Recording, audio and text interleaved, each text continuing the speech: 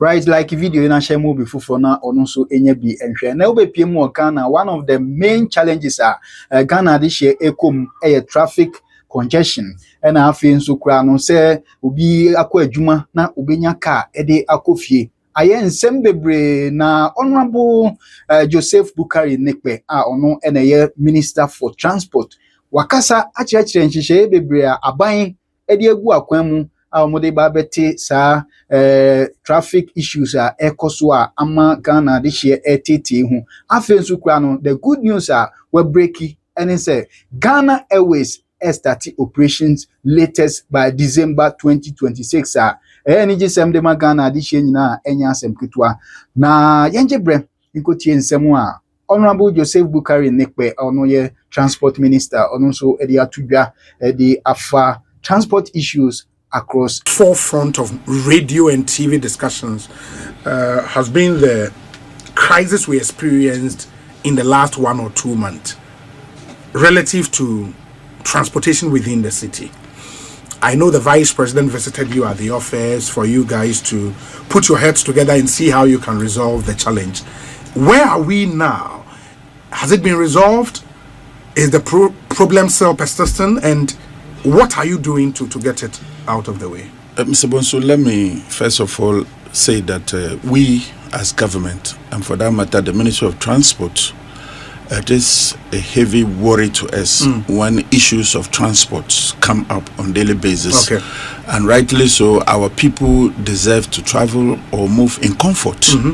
And as a government, that is what we are aiming at resolving. Now, the transport sector is a multi-sectorial sector. Yes. That needs all the sectors. Whether it is the Ministry of Transport, whether it is the Ministry of Roads and Highways, whether it is the Ministry of Interior, whether it is the Ministry of Local Government and other, it is the Ministry of Trade. Yes. It is that sectorial activities that will make the transport sector one functioning one. And so over the years, it has not seen that kind of relationship. It has not seen that kind of collaboration. Okay. And so every sector was working on a piecemeal. And that, in effect, created a lot of challenges within the transport sector. Now, for the 1 year in office, what we try to do is to have a kind of collaboration and understand what is your role, what is my role, what is it that we can collaborate together and be able to fix the transport challenges once and for all. And so we were blessed or were pleased to have Her Excellency Madam Vice President coming to sit in the meeting of ministers that are responsible for the upkeep or the day-to-day running of the transport system. What we did at that time was we and then the transport unions, who I must commend that they also played a vital role in helping us look at the issues as they are today. We agreed that one, issues of transport start from roads. And you will bear with me that over the years, our inner perimeter roads have not seen any very bad. Yeah, very they have not been engineered, and they are so narrow, and that affects the turnaround of our vehicles. Yeah. So assuming I'm supposed to do from here to Adenta within 4 or 5 trips a day, and because the roads are congested, I'm to do only you can do 1 or 2, and that means that there will be a backlog of passengers at our terminal. So what is it that the roads will do to help the situation? The road minister graciously agreed and is doing some kind of engineering to see how they will open up some of the inner perimeter roads. And again to create the branch of parking space so that vehicles will not park on the road to offload or load. They will have to branch and allow the traffic to flow. So on the part of the Minister for Roads, that is what our engagement has gone up to, that they are looking at how to re-engineer. And you bear that the inner routes, let's say the Ofanko and coming out, you see that all of them are on contract, on this big push contract, and they are being opened up. Definitely when they are finished, there will be that pressure in the inner perimeters of the city. And so the kind of engineering that it needs is being given attention. Again, the other serious ministry that has the responsibility of intra-city transport is the Ministry of Local Government. Oh, okay. That is why in 2015, Excellency President Mahama started this BRT system. The Ayalolo concept. The Ayalolo concept that will deal with the inner perimeter of routes and deal with the intra-city activities. Yes. So Ayalolo is placed under the Ministry of Local Government. And it is because local government also exists to provide services, social services for the people.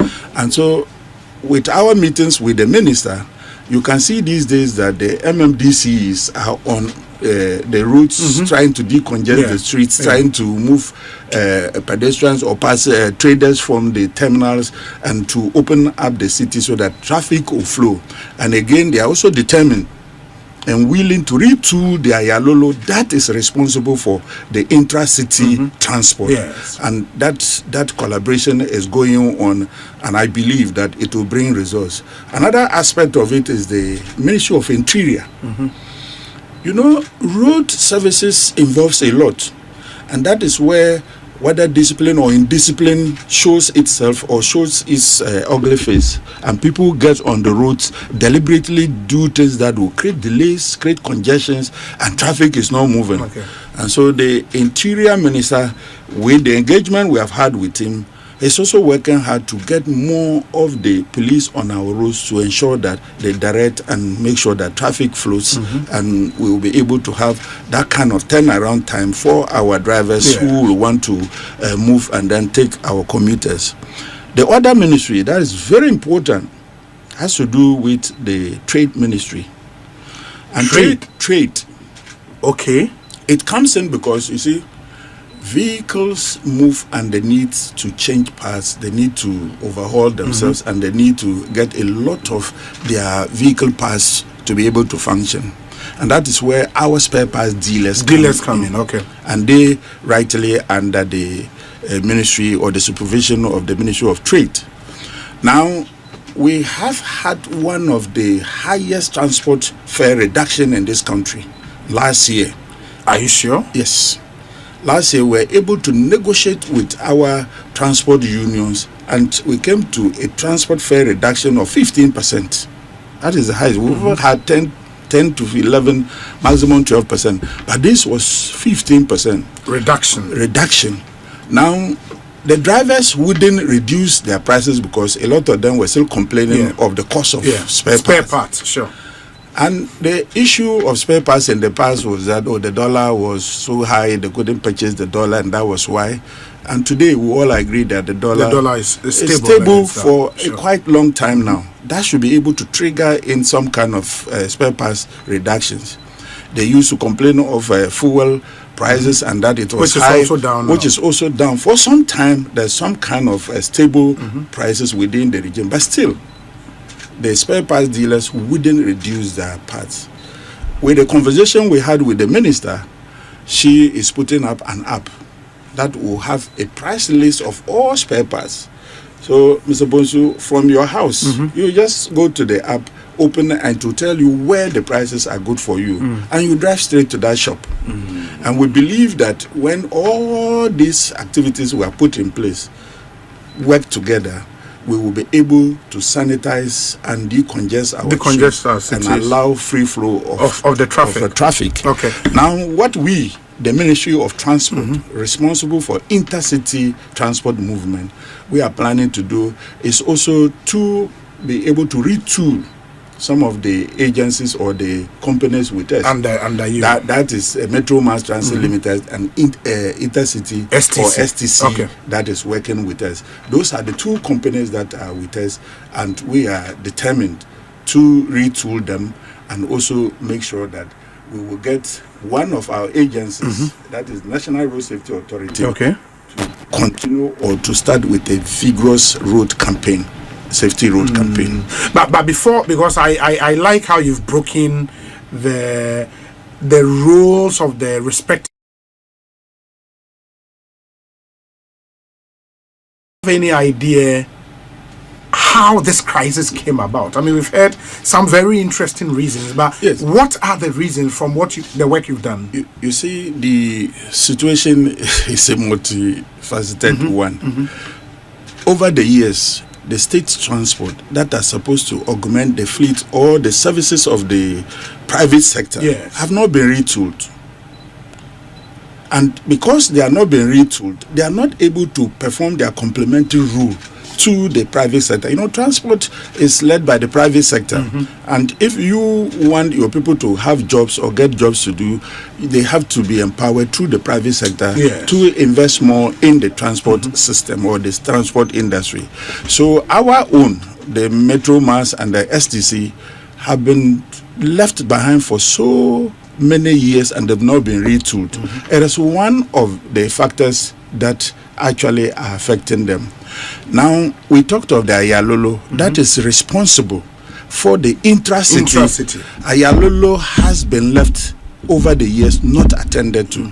In 2015, thereabout, with the new concept of creating the Ayalolo system, they were handed over with about 245 buses. You are aware that over the 8 years period, they were not seriously attended to.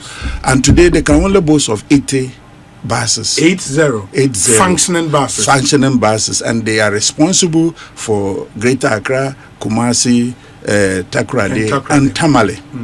They are responsible for the intracity, and we complement their efforts or their services to ensure that our people are able to move freely.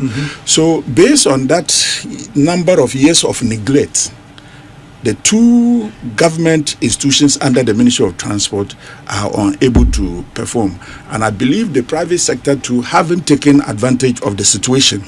Because if they are taking advantage of the situation, where there are problems, that is where the entrepreneurs would rise up and be able to make take advantage of the situation. And that has not been done over the years. That is why government is very determined to see to a proper retooling of our state companies. Yeah, but the challenge really is that we've not for some time now seen these buses engage in intracity transport. So if you take Metro Mass, for example, they do more of the intercity. STC does same. A lot of the intracity transport is dominated really by the private sector. So you have GPRTO members who have these vans all over the place, you know. But it came to a point where we saw that people go to the terminals and there are no cars. Even for the GPRTO members with the buses, the oven buses and all of those buses, they were not available. What we saw were long queues in almost all terminals. What do you reckon was the challenge? Mr. Bonsu, like I earlier on stated, with the vision in 2015 of creating the BRT, now Ayalolo, was to have a system that would deal with the intracity transport system. Sure, I agree. That is why when you go to most of the big cities, they have like London City Transport. The local authority owns that, and they run it effectively, so that they are able to deal with the inner parameters of the city. So Ayalolo was established for that aspect of transport. But for the 8 years or 9 years of not retooling Ayalolo, and they've dropped down for 245 buses to 80, definitely affected movement in the intracity. So you remember around Christmas, when the situation became so tense, even though responsible for intercity, I had to recall some of the STC buses and then the Metro Mass buses to come into the intracity within Accra to help the situation.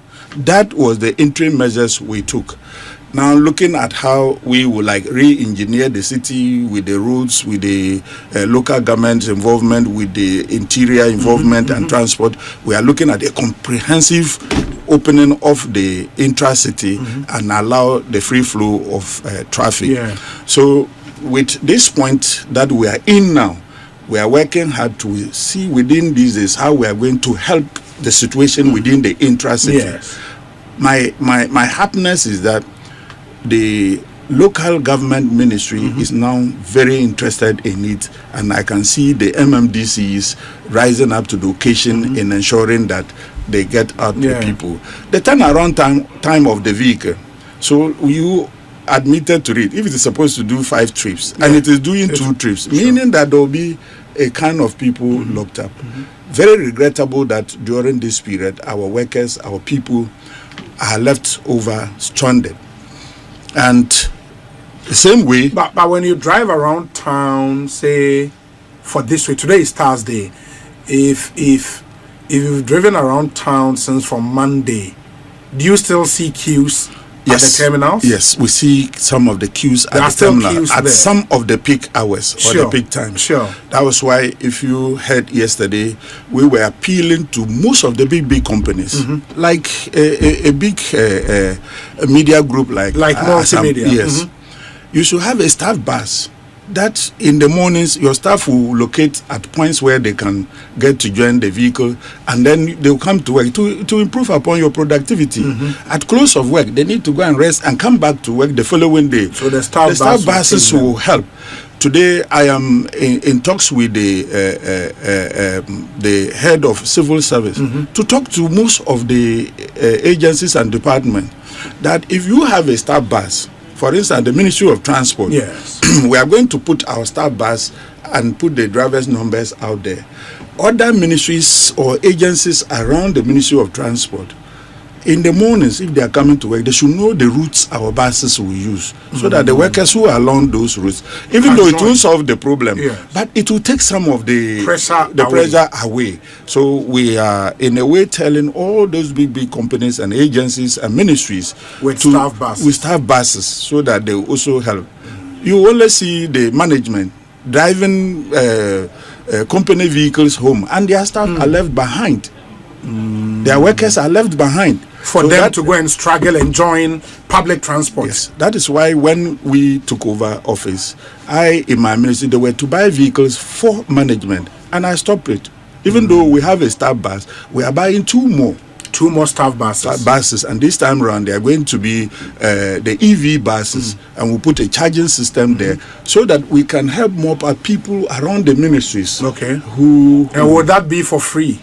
Oh, no, the normal prices that is approved by the government or the unions. So if I get you right, Honorable, I mean, all the measures you earlier alluded to are all medium to long-term measures. Yes. For the short-term measures to ameliorate the situation, it is some of the STC buses and Metro Mass buses being stationed within Accra too, and also you are suggesting that companies release their staff buses to also help the situation. I don't know if a lot of that is happening already, or that I don't know.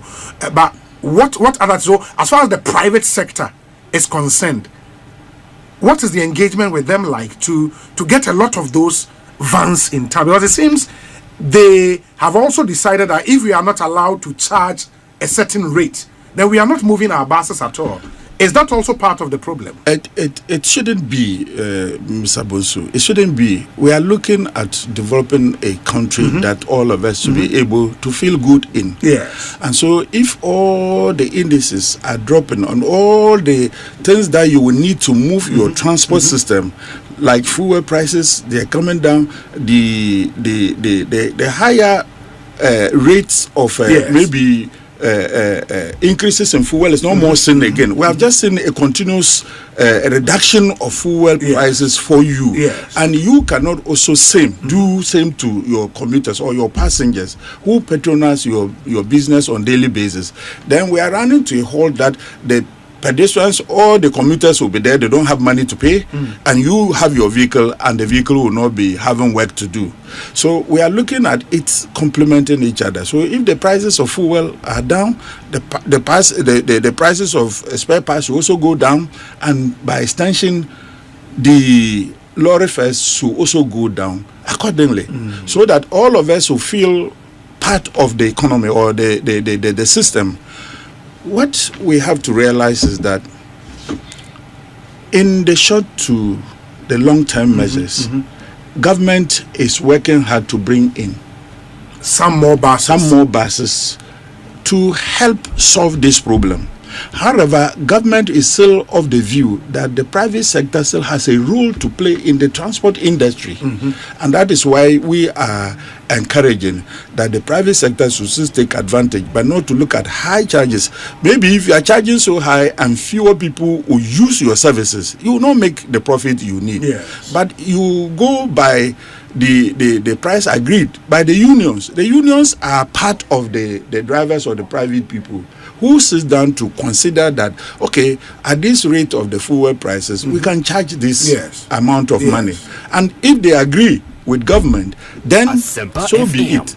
There are some instances that prices go up, the commuters bear with them sometimes and they pay. Sure. So if in a way fuel is coming down and the dollar or the CD is stable and things are going down, you should also in a way reciprocate that kind of movement and for what they decide to do, the government really has no control, because at the end of the day they will decide to park their buses, as we saw during December. Some of them decided not to move, and that compounded the problem we saw. It's sad that still we have some queues in certain bus terminals, but it seems, as far as you are concerned, most of the measures you are putting in place would crystallize in the medium to long term.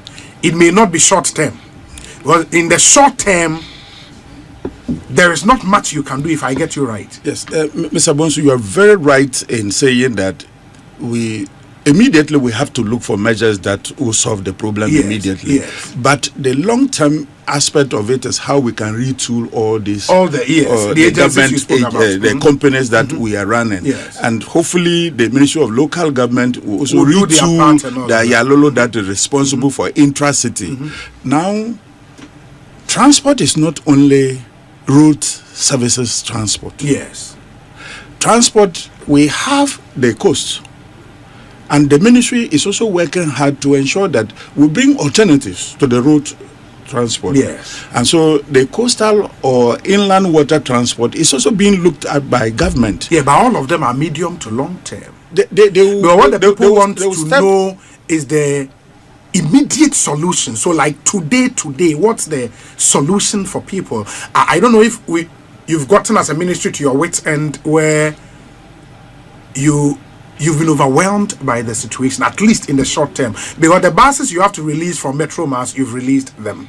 The buses you have to release from STC, you've released them. Still, the problem persists. As at yesterday night, by 9 something, yes, I was in a meeting with a lot of interested party. When I say party people, in terms of people who are responsible in the transport industry, transport sector, sure. And they are organizing to see how they can raise up to some number of buses, like at least minimum of 50 buses. And I'm hoping that getting mid next week, those buses will be ready, so that we can push them to some of the major trunk routes that we experience.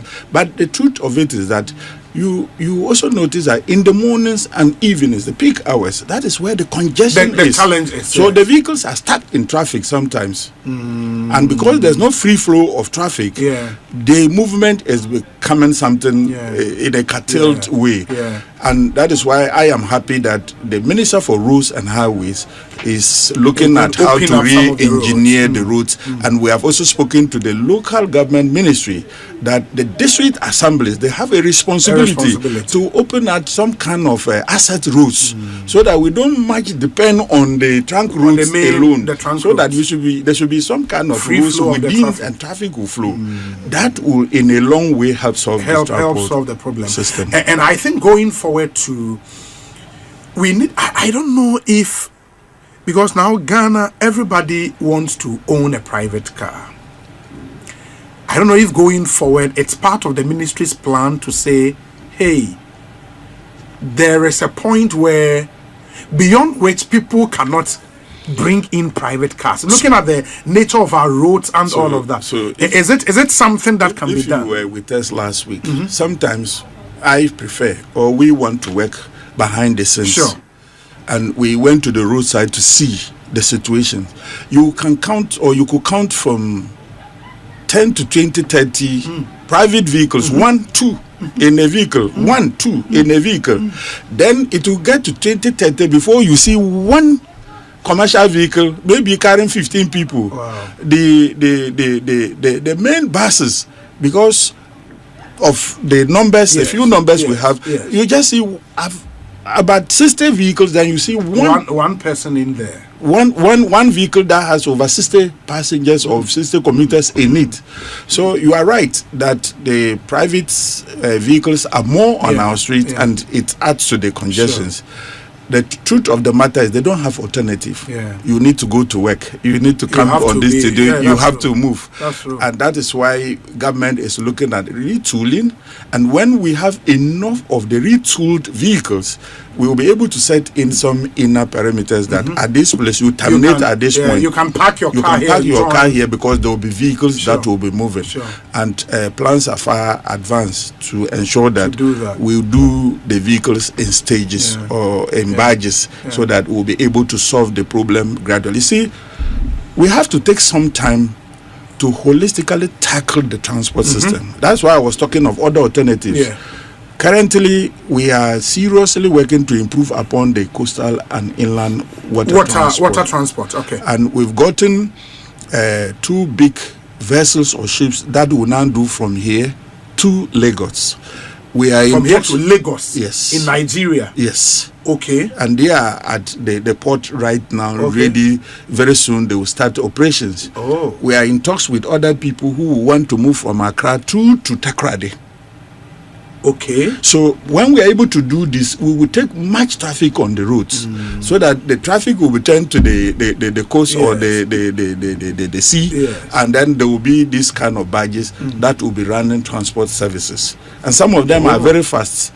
And so we believe that long-term measures, we will have this kind of alternative travel modes that will take traffic from the trunk routes, and then. But in all the points you raised, especially with the alternative transport, rail is conspicuously missing. It's not missing. It is not. Let me tell you something and add a sad one to it. You remember even Tema, Accra was not very operational. When we came, we had to do some work. Sure. There were some people who had encroached on the rail between Sakumono side and Asafocho. Okay. I had to go there myself. We broke some walls and we did some other things. Now it is moving. You remember the Tema Mpakadam rail? Yes. It is also moving. And it takes about over 6,000 passengers per week. Wow. Per week. So that would have been a real game changer for us. Now we are working to have Tema to Achimota. That is also very close to finalization. The current one we were to start operations is the Takoradi Sekendi Kojokru rail station. Yes. We have fixed the train. We have done everything. Yesterday, some people went and cut the wires.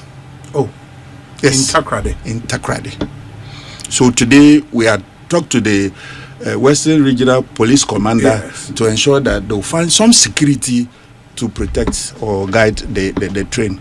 We were hoping to start operations within this February.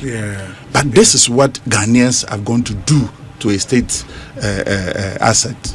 And so we are not looking at only the road. We are looking at the road, we are looking at the coastal transport, and we are looking at the rail, such that we'll be able to have that kind of multi-modal transport system that people can choose from and make travel easy for people. So like rail, I don't know the plans for the railway sector, but are there plans to construct rail, say, from Accra to Takoradi? Is it on the books? The issue is to complete the Takoradi train towards Kumasi. Okay. Now, a lot of the contractors... Because of the Buankra Inland Port? Because of Buankra 1, and again because of all the mineral resources we have along that region. It will offer cargo services and then passenger services. So it will help solve the problem. But the issue we had was some of the contractors had abandoned site because of the debt restructuring things, and some of the loans were no more moving. And today, we are happy to report that we have had a conversation with most of the contractors, and a lot of them have returned to site and they are busy working, and we have the belief that when they are able to complete their projects, we will have that corridor now functioning properly. Okay. The other thing would be that as you plan to retool the agencies under your ministry, so you've mentioned STC, you've mentioned Metro Mass, it's becoming increasingly clear that, and especially for Metro Mass, managing that company has been a problem. I mean, I spoke to the deputy MD about 2 weeks ago, and he took us through the history of the company, and you could see clearly that the challenges in there are down to mismanagement. I mean, you can't have close to 1,000 buses since the inception of the company, and majority of these buses are run down. They are currently grounded, cannibalization here and there. We sell some of them as scraps. If we take the West, and I know you've traveled quite widely, if you go to the UK, for example, yes, you spoke about the councils controlling the transport within their jurisdiction, but these are private sector led. So there is a beautiful collaboration between the council and the private sector company. You know of First Bus, you know of National Express, you know of Stagecoach, you know of all of those companies, and they run the system within the city. So for example, in Ghana, you have successful private sector companies, VIP, OA, and all of those companies. If they should get government supply them with, say, 500 buses, for them to manage, maintain, and operate those buses within the city, we will not be here having this conversation. Yes, Mr. Bonsu, I'm glad that you mentioned some of the issues that the human factor contributes to these troubles we have. When we took over office, that was one of the things we had to sit down to look at. The books, all their books were not good. Yes. Some of them could not even pay salaries. Maybe sometimes 3 months, then they pay one. It was that situation. So the question was, what do we do? Yes. We agreed to look at how they will plug all the loopholes. How they are going to bring efficiency within the work force. Yes. And especially the workshops. And that is why the last time I had the opportunity to talk, I was praising the engineers and the technical people of the two companies, their workshops, because they are now operating fewer buses, and they are aged between 6 to 8 years, so frequent breakdowns, and they are working 24/7 to ensure that any bus that is brought into the workshop is being worked on. So the internal resetting has taken place. That is why today, if you go to Metro Mass, you will see that they make more revenue with fewer buses than even before. Yes. If you go to STC, yesterday I was there, some of the things that were sourced to private people, we have taken some of them by, especially the parcel unit. January alone, they were able to raise close to 2 million Ghana cedis. For the parcel unit alone? Parcel unit alone. And it was outsourced? It was outsourced. So now you've brought it back to STC? Yes. And they are managing it themselves? The valuation services. It was at source. January alone, they were able to rig in almost 500,000 Ghana cedis. So these are some of the things they are doing to now increase their revenue. Increase their revenue, and that is why people are now ready to sit with us on the table to see how they can partner with government to bring in buses to be able to serve our people. So you think we should still maintain the government control of these? Yes, of these companies, with emphasis that we will continue to deal with ourselves, we and our workforce. Like I said, I am praising the workforce because they have been able to prove to us that they can ensure that our buses are on the roads. They are not parked in the workshops, and they've been working and helping to retool, to refix some of the broken down buses. Yesterday, if you go there, 2 of the accident vehicles, go and see how the engineers are seriously working to get them out there to support, because they are now operating with about 58 or so buses. That's for Metro Mass? No, STC. Okay. Metro Mass is about 136 or so. That is now being operational. But you remember that some 3-4 years back, we auctioned over 315 of the Metro Mass buses, but didn't replace them. So that kind of system. That's why I am with my MDs every day. If at a point we have to replace, you cannot always be using and waiting for government to come and replace or retool. So they should use your IGFs? You should set aside some portions of the income you generate and be able to replace at times, at intervals. If not at every year, you on your own should have replaced some of the vehicles. That is what we are going to do to be able to sustain. If you totally give it to the private sector, the social aspect of it, government must be ready to provide for the people. Yes. So you cannot totally give 100% out.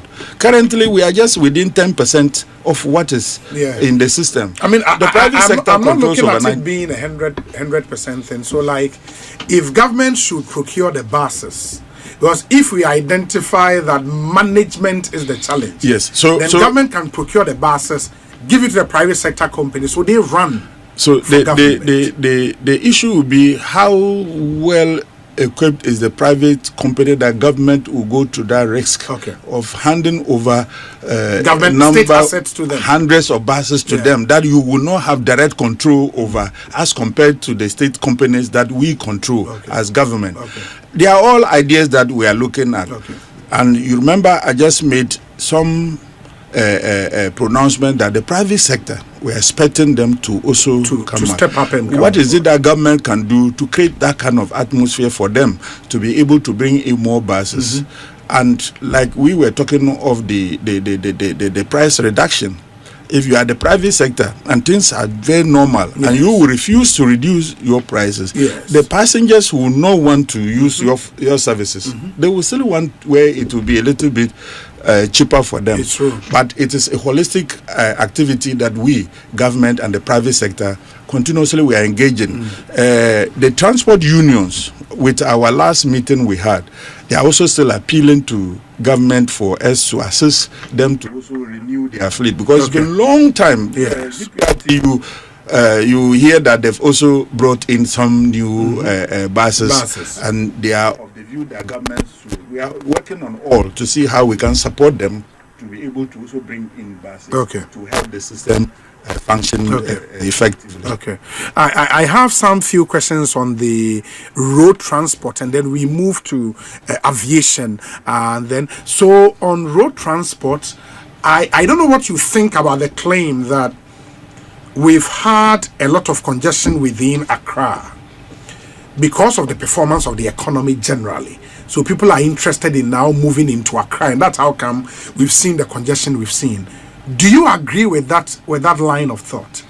Well, you before you agree to this question or maybe that line of thought, you have to do some survey or some inner search to find out how it is reflecting. But let us ask ourselves, if fuel prices are down and either I couldn't pay 15 cedis per liter, and I had to park my vehicle at home, and today I can pay 9 or 10 cedis per liter, I will want to move my vehicle to work. So it will create or it will add to the congestions that we are having. And that is an improvement in the economy. The atmosphere is there. Everybody will move. Again, if those days I will need 15 or 17 cedis to get $1 to be able to purchase things. And today it is just 10 point something to get the dollar to purchase things. It will ginger me to move out to the commercial centers to be able to purchase things. So if the purchasing power is there, I will move out. So clearly it will contribute. But for what we are facing now, we don't have any scientific basis to prove that because of that the congestions are there. All we are working to solve is that our inner perimeter roads over the years have not been re-engineered.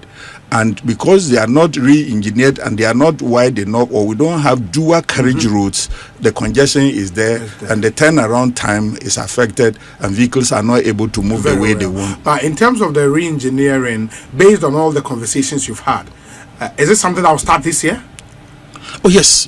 For what the roads ministry told you? Yes. They will start this year? They will start, but I mean, gradually it will be improved over the years. Yes. So he even has sent some of his engineers, especially the branch to park and offload and load. Yes. you Mr. Bosu, you see that when you are driving, you see a vehicle ahead of you to park, and passengers will get down and then they will load from the road, and you are waiting for the vehicle, or you will try to overtake. But if there's a branch and park for the vehicle to offload and load, it will allow free flow of traffic. That one, I've seen some of the assemblies going around the city. I've seen some of the assemblies themselves doing that. So the local government and the Ministry of Roads and Highways, they are both into some of this engineering or re-engineering of our roads. There are a number of messages coming through. This one says, Obi, please ask the minister, how do they factor the use of data and analytics into their planning? I'm willing to help them develop solutions with data-backed directions in policies. Kelly, that's the name you have here on our YouTube live stream. We say, Obi, it should be possible to move people on the sea from Accra to Kaswa or Tema. Okay, Victoria, that's what the minister said. Say, Omuguso Omoye Hon Ejuma. We say, Obi, Accra is overcrowded with a lot of people. The problem will continue to persist. Accra is too small, yet people are migrating in every day. Victor Brinya and Ode Nedia. But we say, Obi, imagine those at the central business district of Accra boarding a ship or a vessel at Jamestown to Kaswa. That would be really interesting. I mean, Etumi Abua. Obi, ask him what kind of trains are they envisaging? Are they going to use? Is it the same old coaches? Okay, I should think it's the same old coaches. Where's Obi? A simple solution to the minister. Ask him to share government buses to all assemblies to manage and use that as IGF. Okay, Odisha TV and Odiwe Abba. Where say Obi, ask him about the Accra to Insawim railway. Is it still on? It's the same rail line that I'm talking of, the Tema. Okay. Achimota. The Tema to Achimota. Okay, that's fine. This one says, Obi, what about introducing trams? You know, trams in our city center? Yes. Is that possible, looking at the congestion in Accra and how choked Accra already is? That is like the concept is the same as the BRT that was envisaged in 2015. And with that, you realize that we have to abandon it at a point, and then we are now back on the same roads. Infrastructure is the problem we have as a developing country. And like I said, thank God that government through big push is opening up the roads. When the roads are open up, definitely there will be enough space to be able to fit in some of the activities. But the conversation we are having as a ministry is the inner light rail trains. Okay. That we are looking at the private sector participation in creating the inner light rail systems.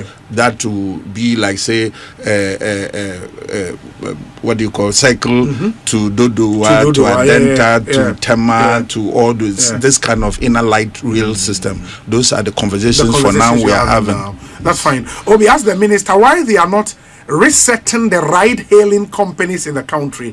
They are charging exorbitant fees as service charges. Let him come to our aid, please. Adano Emmanuel for the ride-hail. Have you engaged the ride? They are using the ride-hailing apps or the vehicles that we use for those services. They are using apps that the Ministry of Communications are responsible in dealing with. Myself and the Minister for Communications had about 2 or 3 meetings, and we are finalizing on how to engage them and be able to see how we can step in some of the charges they give to their people.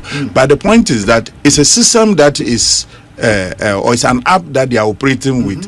When you take the ride at the end, it is shown for you how much you have spent. And it could also be that they feel that the congestion on the road is not allowing them to move freely, and that is why the price go high. But we are finalizing, myself and the Minister for Communications, to meet with them and then see what we'll do. That's fine. Obi, please tell the minister that for intra-city we should go back to the municipal buses like London Transport, Birmingham Transport, Tokyo, Nagoya, etc. When I was in class 2 in 1958 in Sekondi Takrade, The city had its own. Again, in secondary school in Cape Coast, they had their own. Everything went bad when we took all admin to Accra. There can be a municipality that may do better than Accra Metro. We must stop company buses because they are not effectively or economically used. There are no company buses in London, yet London Transport move on the average 3 million people per day. Why can't we do same? You get his drift, Honorable. Oh yes, yes. And that is why the vision of situating Ayalolo under the Ministry of Local Government was one of the best one we could have. It's just that we are in a situation where we will need to improve on daily basis when it comes to transportation. But because the improvement over the years was stalled and didn't continue, today we are now having that kind of backlog of issues that we are dealing with. If you look at the local assemblies or the district assemblies, what was their share of the district assembly common fund? This time around, you've seen that it has been improved upon, and so now we can engage them, and that is what we did with the local government minister in the presence of the Madam Vice President to ensure that we put a lot of collaboration together and work on the MMDCs, and then ensure that we support them to actually deal with the social aspect of transportation. And that is the way we are going. And I'm very certain, yes, we agree that for now it is a big challenge for us, but we see the light at the end of the tunnel. But again, the Ministry of Interior, and I love it when you said they are part of the interministerial conversations going on.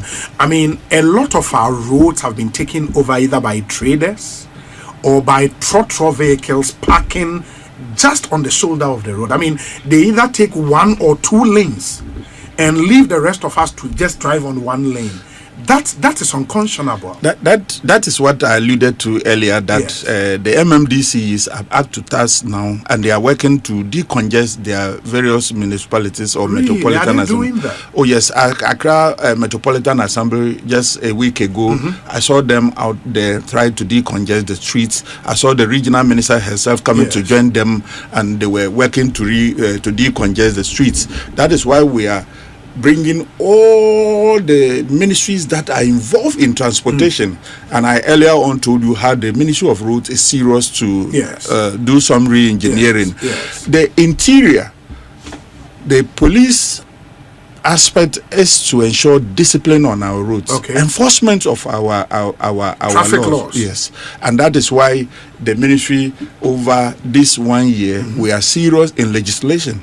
And that is why we have put a lot of bills and then allies into Parliament to see how we can have a robust regulatory framework so that the police can use to enforce or bring discipline on our roads. And that would include Okada and all of that. The Okada and all of them are with the road traffic regulations that we are putting before Parliament within early next week to see how we will have a comprehensive law.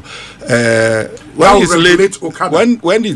we are able to lay it in Parliament, I'll give you a copy, and you will see how comprehensive that legislation is in order to help us tackle traffic offences. Now that Okada is legalized, it's not yet legalized, because but the amendments have been done, and the LI is now being worked on before the president. But the president wanted to know what the minister was going to do to enforce the mandatory wearing of helmets, and also stopping the parking of three quarters kids under 5 years to school by Okada riders.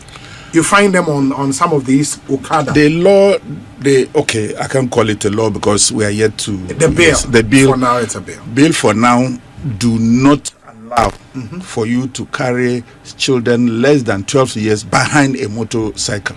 Whether they have helmet or not. Yes. They cannot be on a motorbike. But yes, in certain commercial areas. So if you look at it, it's a lot. It carries a lot. The concentration should be for us to get the willing law enforcement agencies to be able to interpret what we have put before Parliament, and it will help us sanitize our road system. I think once that is laid before Parliament and we get copies, we can interrogate what is in there to see how feasible it would be going forward. But Dr. Ahin of the NDC says, I would come back. Okay. Good afternoon. It will be good to hear the Minister for Transport make such a solid presentation on how to deal with the poor transport situation in Ghana. My great concern has to do with the traffic situation in our big cities every morning and evening, as you alluded to, Honorable. This can be managed without any hassle. If the government cannot use the police MTTU to direct these horrific traffic problems workers go through, then they must get a private company locally to manage this in all our metropolis. Thank you and God bless you. Is this something that can work? So a private company responsible for managing traffic within the city. The difficulty we have is that let me say this. You remember that last week the GPRTU, yes, with our meeting we had with yes, them, they came out and they were arresting some of their own members who were doing what they call wawa. They wouldn't belong to any union, they wouldn't belong to any station. They were charging and on they create a lot of they create a lot of congestion. A lot of us Ghanaians were criticizing them that they didn't have that kind of the mandate to even do that, to cause arrest. But citizens' arrest is there too. Yeah. You can also take over anybody who is creating trouble, sure, and hand over to the police, and that's what they were doing. Sure. You see, you can't hand over the legal or the enforcement aspect to a private person. It should be from government circles, yes, and the police should be up to tax. Sure. That is why I am happy that the collaboration between the ministers, these 4 ministries, is now working. Just a call to the Minister of Interior. There were some problems in one of the districts on yes, the within Accra, and he quickly called the regional commander, and within some 2 minutes everything was brought under control. So we are open up now and talking to each other and ensuring that those problems are solved as they come.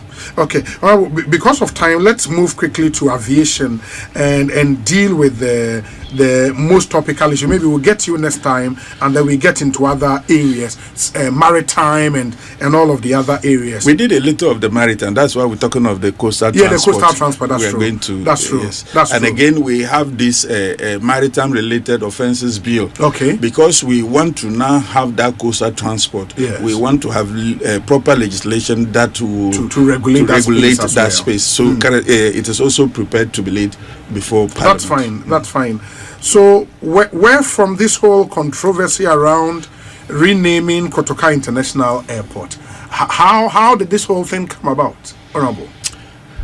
Mr. Bonsu, you know that as a country we are evolving and changing and growing as a country. And history is one of the key areas of a people when you are growing. Yes.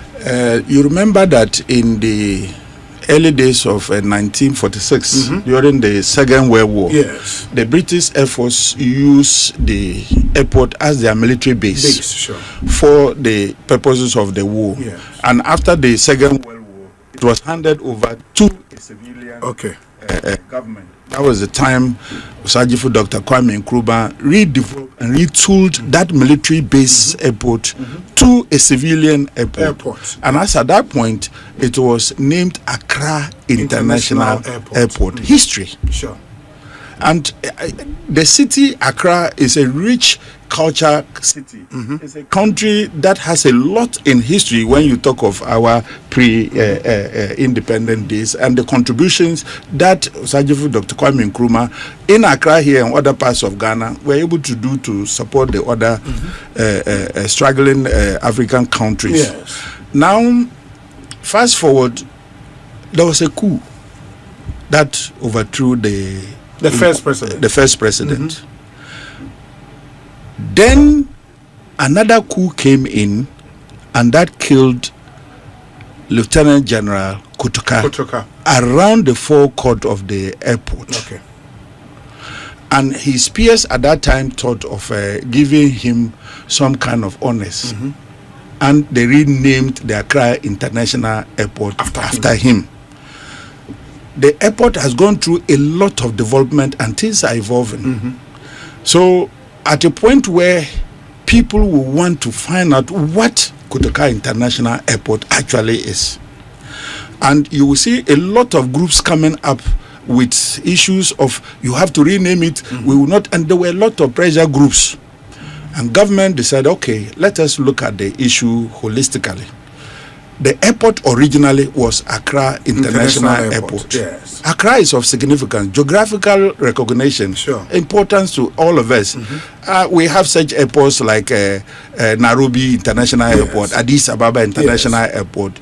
That rich name that we have accepted all along and using as our capital city, it's not bad to go back to its glory days of taking the same name that the first president gave to the airport. And that history should be in a whole complete form.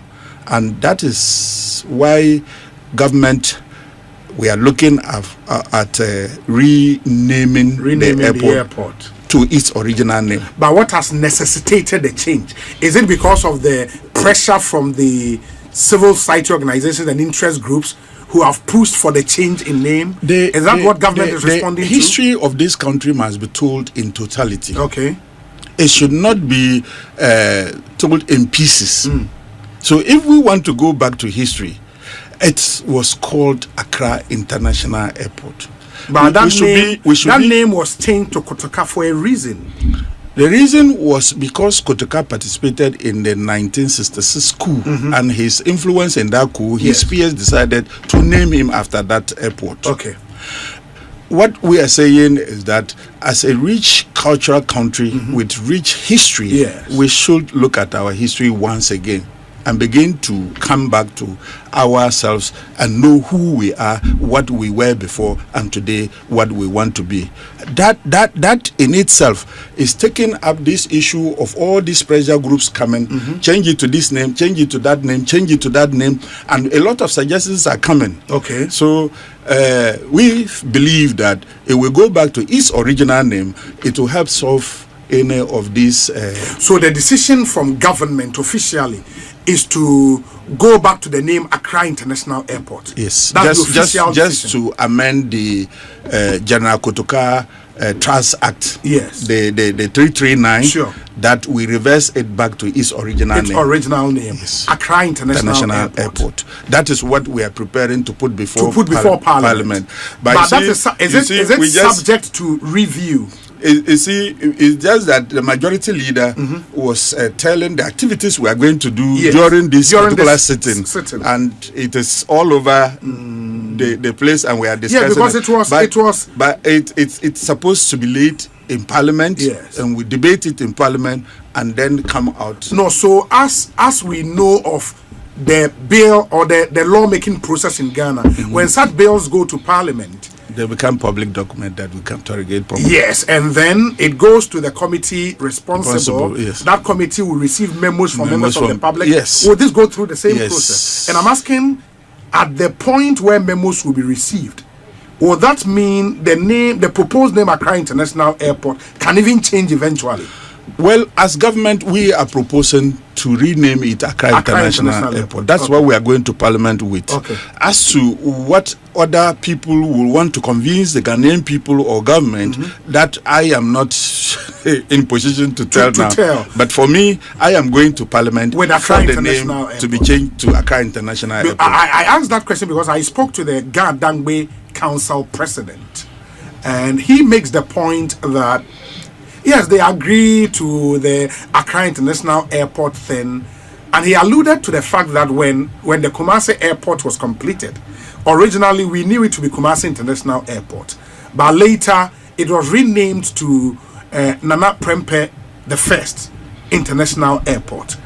So in Accra today, they have some big chiefs in their history who have done some amazing things for them. So they would want one of the chiefs' name put on the airport, and I'm asking if government is open to a consideration like that.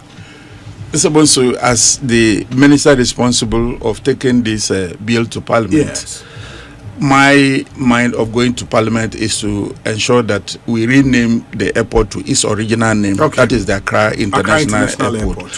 Whatever that will be done in Parliament, we will leave that. You will leave that to Parliament. That's fine. That's fine. The other thing will be, because this is a government-sponsored bill, yes, if I may. We know that changing the name, because we've used Kotoka International Airport for the better part of the last 50 years. That's a lot. The commitment we've made into branding, into the billboards we have, or the digital comms, everything we've done over the past 50 years. This means we have to change all of that, and it comes with a cost. Do we have an idea how much this change is going to cost the country? Mr. Bonso, when you talk of rebranding, yes, Accra is not a name that is not common to the Ghanaian people or the rest of the world. I know. Accra is a popular city. Accra is an accepted name. Yes. Accra has rich culture. Yes. And dealing with such a name, it speaks for itself. Yes. The significance of having Accra as our international airport, just one geographical importance, history. Yes. History has to be told as it is. Our first president himself named it Accra International Airport. I agree. So we just going back to what he put in place, and this is a man that did a lot for this country. And if we are not naming it after him, the name he gave, I believe that such a name is so of importance and significant to the people of Ghana. But those who named it after Kotoka would also tell you that what Kotoka did in that coup was also significant, in that he represented freedom and liberty when our first president and his government were drifting into making this country a one-party state. I'm not supposed to ask, but do you believe that what you are saying was the way to go to topple a constitutional government?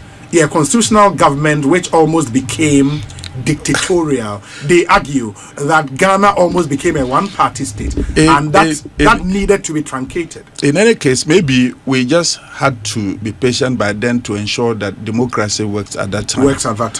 There's no anything that can be compared to democracy, irrespective of whatever that democracy is coming with. The only thing is to participate in it and to use that same system to change it. However, as a bill that is going to Parliament, have not yet laid it in Parliament. I agree. And I am here discussing it into details. Yeah, of course. Because it is now, it's now become a public discussion. Yes, but I have to be guided in my utterances about it, so that when I go to Parliament, I can carry both sides of Parliament. The memo accompanying the bill would have to explain the reason that why we are changing it. Definitely. Will that include the fact that Kotoka's place in our history, he is known as a coup maker, somebody who overthrew our first president, so he cannot be named. Not that. When it comes, you will be able to interrogate that, and I believe you rightly said it. You see, if we want to go down into such topics, as to who Kotoka was, what he did, because Kotoka had a lot of positives as a brilliant soldier. And the path of being a soldier is clearly defined for the military. It is not the path of governing people. Sure.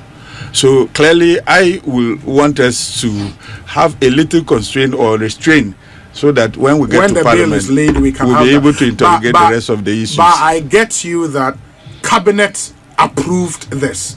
Definitely, it was discussed at Cabinet and approved. Yes, it was approved by Cabinet and it's ready for us to present it to Parliament. I'll read for you what we have the National Development Planning Commission. Every region has a commissioner who serves on that commission. The Volta Regional Commissioner, who serves on the NDPC, issued a statement yesterday, and he argued, amongst other things, that international airports are not mere symbols. They are strategic economic assets. Their value is determined by efficiency, safety, connectivity, cost competitiveness, cargo capacity, and the ability to attract airlines, trade, tourism, and investment. And he says a change in name does not improve operational performance, it does not reduce cost, it does not expand routes or increase passenger or cargo volumes. It delivers no measurable economic benefit. So what should be of concern to Cabinet is how do we make sure that Ghana becomes an aviation hub in the sub-region? That should be bothering your minds and Cabinet and not a change of name, he argued. Mr. Obi. Yes.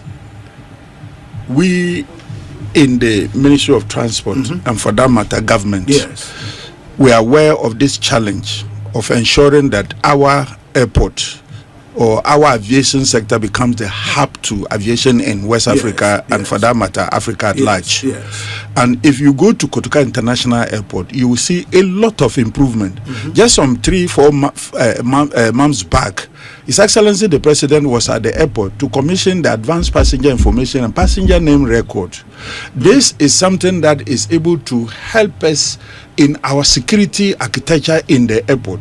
At the purchase of your ticket, you are already the security agencies already know who you are, what threats you pose to this airport or the country, and these are the developments we are making there.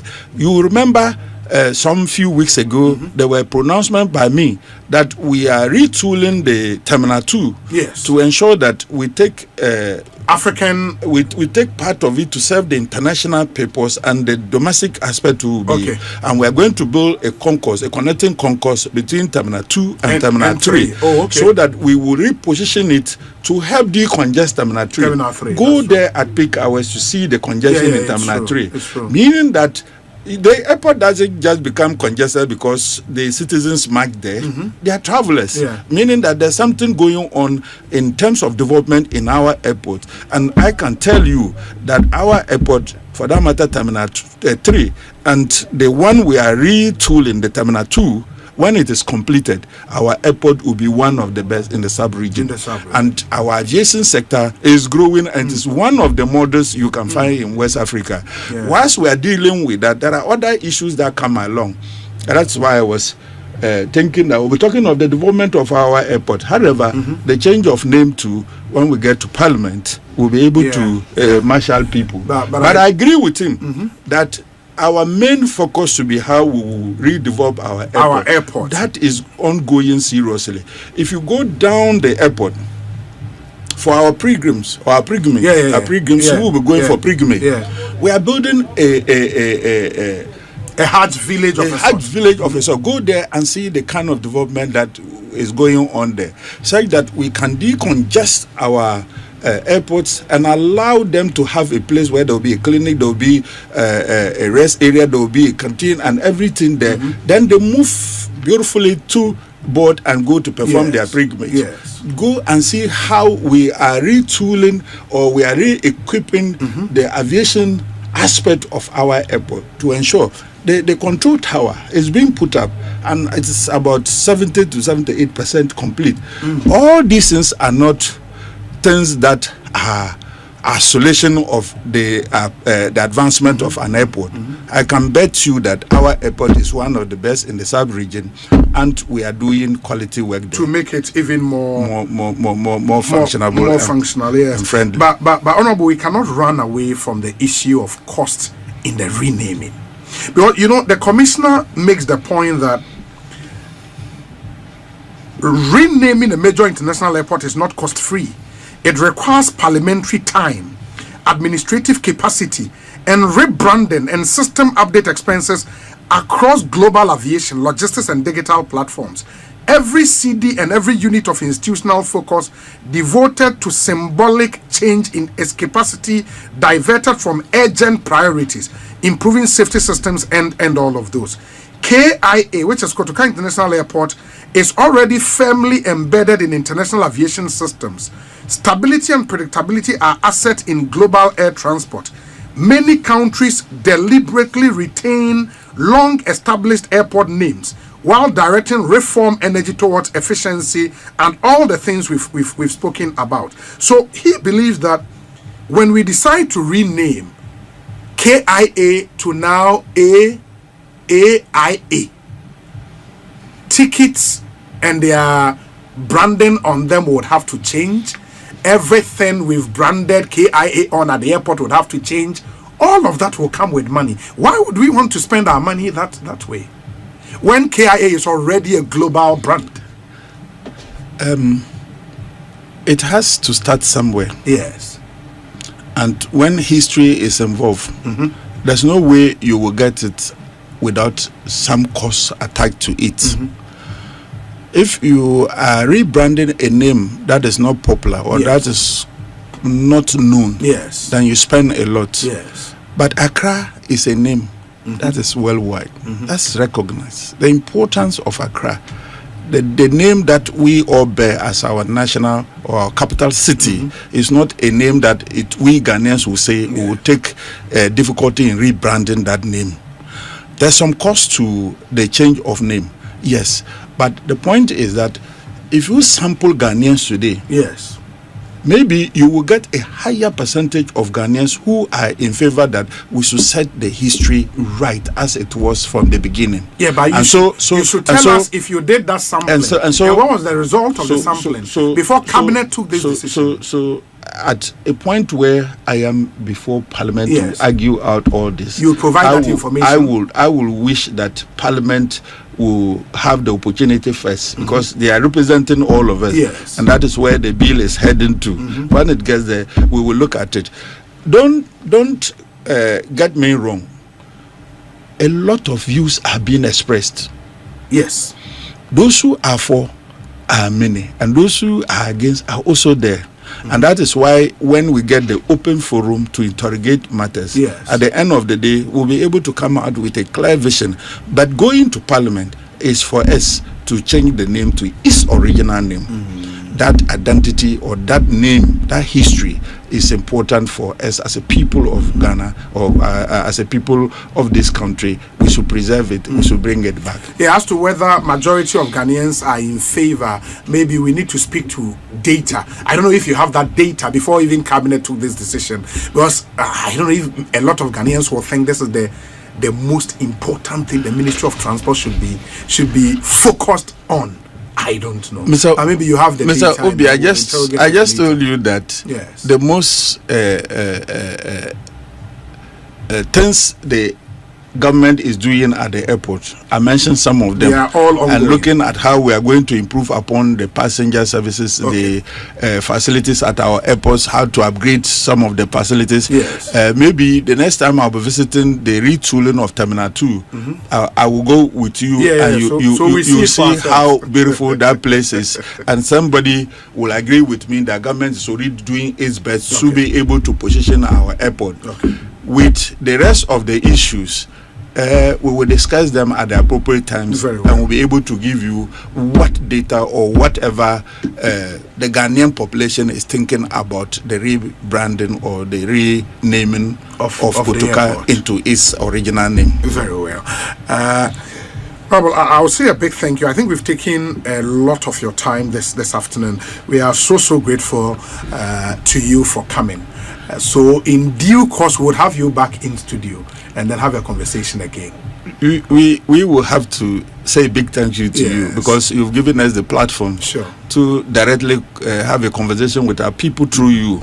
We appreciate it, and we know the work you do on daily basis. As a government, you are the ones to keep us on our toes. You are the ones to be able to ask questions from us, and you are the ones to help us disseminate information to our people. We are grateful for this opportunity, and I must say that I've enjoyed being in your studio. Thank you. Thank you. The conversation will continue as we go along. However, once in a while, also pay a visit to the Ministry of Transport and get to know what we are doing. That's fine. I'm so grateful. We are grateful. Would we see Ghana Airways back anytime soon? Yes. You remember that airport, after it was redeveloped by Osajifo Dr. Kwame Nkrumah and named Accra International Airport, around 58. It was one. The tagline was the home of Ghana Airways. That's where Ghana Airways operated at its home or base for operations. And by the time all these names are changed, and by the time all this retooling is done, the task force that is seriously working, you know, His Excellency the President put up a task force, and they reported, and then I'll show you a message. I'm meeting with them Monday for us to continue with the conversations. I am very certain that within the matter of 12 months, they give us a period of 12 to 14 months, but there's some 2 months back. So let's be operating within 12 months. 12 months. We are going to see Ghana flying Airways its flag. Oh, really? And in 12 months' time? Within that period of time. We'll see Ghana Airways in the air. And then we will have our Accra International Airport back to life too. Wow, but that would be really interesting. That would be really interesting. So we'll wait and see. I mean, the Ghana flag, Omano say in 12 months' time. Yeah. Within 12 months' time. Yeah. You be say Ghana Airways flight and then Ghana. In 12 months. Yes, also within 12 months. Mr. Asempa 94.7. Yeah. We've recorded what you said, Honorable. I told you that the task force that is put in place and they are working. Yes. We have another meeting on Monday. On Monday, sure. Their program was within 12 to 14 months. We have done some 2 months back. already. So I am very certain that with all what we are doing, bearing no any difficulty, any troubles ahead of us, we will see Ghana fly its flag again in the air. Ghana Airways. Yeah, Ghana Airways. Then it means that you bring Accra International Airport, the home of Ghana Airways. So what it means is that no, that's not the name. It's, that's not what I'm His saying. Excellency has put up a task force. Yes. We are working day and night with the task force to ensure that we re-establish. And with the support we are getting from him on daily basis, with the briefings we are giving to him, we are very certain. the collapse of Ghana Airways. So we knew the reasons. Politicians took over. So Omuji seats, They took over. Omuji seats, girlfriends, and It's like our hotels. That's they took over. Kodaho. I hope, but we know. I think this the conversation is a PPP arrangement, right? Definitely. With an established airline. With just little shares for government to have. With the queues, has he been able to explain to us? Yeah, watch them. And then your mom, yeah. Is the decongestion, demolition helping him? Yeah, I can say he is encouraging the assemblies to step up and do a lot of the decongestion. So we would free the streets of traffic. I think it's been a good interview. Yeah, Thank you. Thank you so much. I'm very grateful for the platform.